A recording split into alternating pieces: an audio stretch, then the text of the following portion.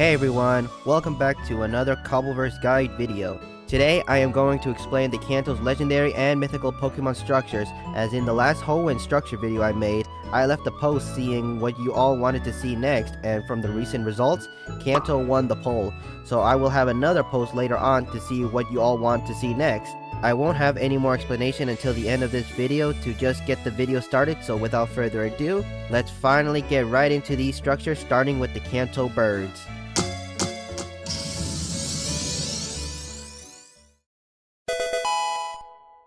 Alright, since we're going by Pokédex order, we are going to talk about the three Kanto Birds, Articuno, Zapdos, and Moltres. Now I could explain them in their own explanation, however all three structures are practically the same, just that they can spawn in only one location each. Articuno's structure called the Ice Reach Tower can only spawn in the overworld in the Snowy Plains biome. Zapdos' structure, the Sky Shock Tower, is also in the overworld in Stony Shore biome. And Moltres' structure, Blaze Watch Tower, is only in the Nether, specifically in Nether Waste biome. Now once you do encounter one of their structures, when you enter the towers, you will encounter an altar right in the middle of the floor, and there is a barrel where when you open it, you will find glass panels that matches the color of the birds, but in the middle lies a feather that will summon the birds. A Glacier Feather for Articuno, a Thunder Feather for Zapdos, and an Ember Feather for Moltres.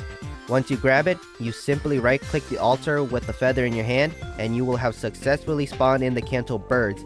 Now after catching the birds, you might think that by looks of things, there really isn't any special loot, as they don't have a Mega, Primal, or any other transformation item. However, if you mine down the bottom right, under where you battle the birds lies a secret barrel where each one contains different loot, but to access the barrel in Moltres, you will need to fly up from the bottom of the structure, otherwise if you mine down, you'll just burn to death. But each barrel contains different loot, such as Diamond Boots with Frostwalker 2 in Articuno's tower, a Trident with Riptide 3 in Zapdos' tower, and the more valued one, a smithing template for netherite items in Moltres' tower. Now that you collected all of the loot in the barrel and caught the Kanto Birds, that's all for their structures, so now we can head to one of the most powerful legendaries, also known as the genetic Pokemon, Mewtwo. Alright, the next Pokemon is the Pokemon that was created with Mew's DNA, Mewtwo.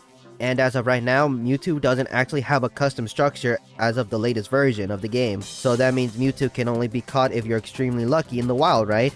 Well, yes and no. While you can search Mewtwo in the wild, Mewtwo can actually be created in-game with two important items that can only be obtained in the Kanto series, and those two items are Mew's DNA and a cloning catalyst. Now in order to acquire Mew's DNA, there are two ways to find one. You can either find Mew's temple in your world, but you actually have to defeat Champion Blue to unlock the entrance. So really the only way in acquiring Mew's DNA is by actually heading into the Deep Dark to locate and battle the Ace Gym Leader Giovanni, where after defeating him, not only he will drop a Master Ball and your badge, but he will also give you Mew's DNA, and if you look at the right side of Giovanni, you will see a fossil machine and other equipment that you actually need to create Mewtwo, so mine them with an iron or stronger pickaxe as you will need them. Now when it comes to the cloning catalyst, you will need to actually defeat Champion Blue in order to battle a specific trainer in the Team Rocket's tower, which can only be located in the Badlands. Once you climb to the very top, you will encounter Team Rocket's executive Archer, but he isn't the one to battle, as the real trainer to battle is in the secret room right underneath your foot, where when you mine one block down, you will be faced off against Ariana, and after battling her, she will give you the cloning catalyst. And if you're asking what does Archer drop, he drops a random Z crystal, which if you want to know how the mechanic works, check out my Q&A video in the 4th question.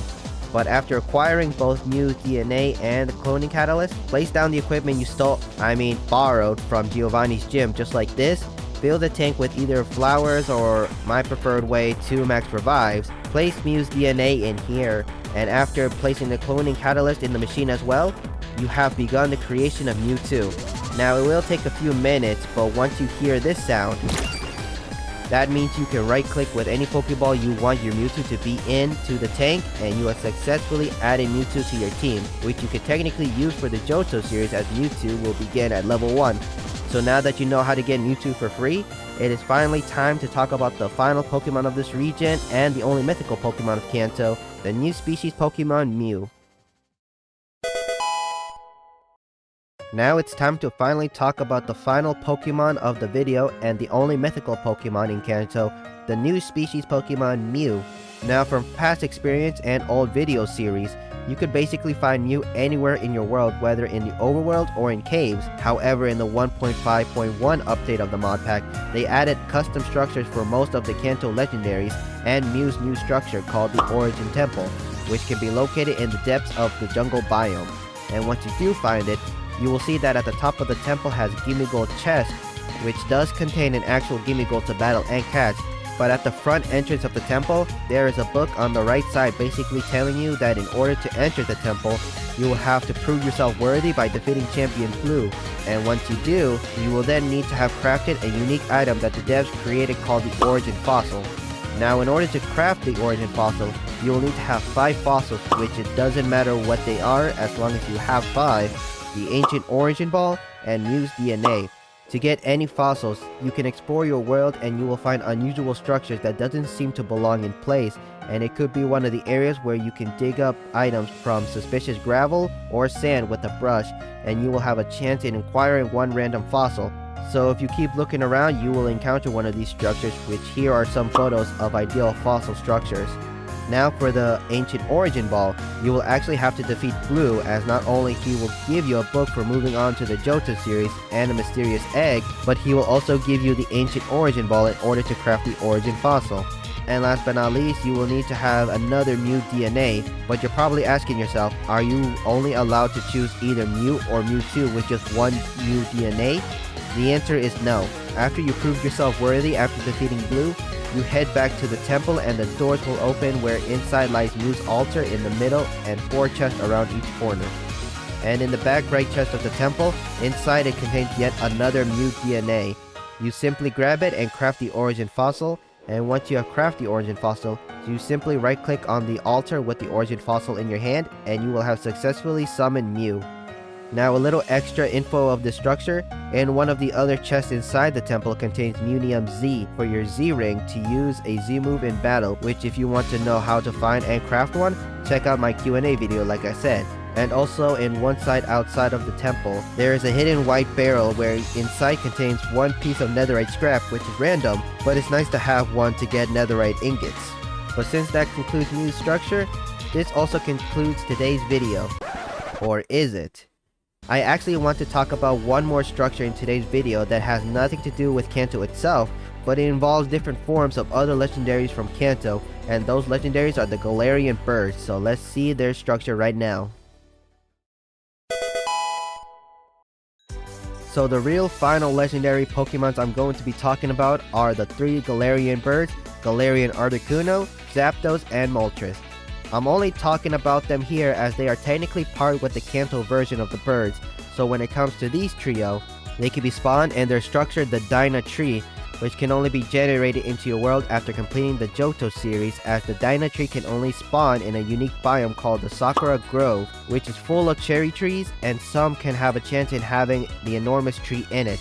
Now in order for you to have these birds to spawn from this tree is to literally have patience. Unfortunately, there is no altar where you can force them to spawn, and each bird can only appear in certain weather conditions.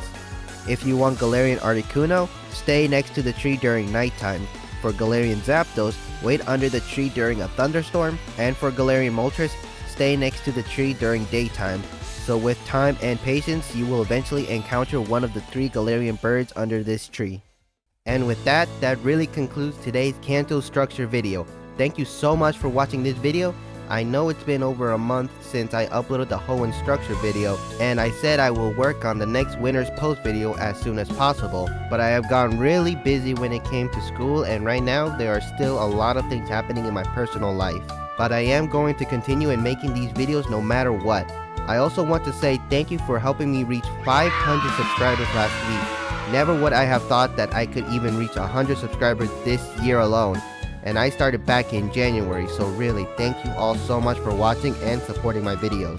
With this video now being uploaded on Wednesday, October 15th, tomorrow is the release date of Pokemon Legends ZA. So if you want to watch a full series of the entire game's story, I'll leave one post on whether or not you all want to watch it and another post on the next Cobbleverse video. I'll see you all again soon, and until next time, Thanks for watching.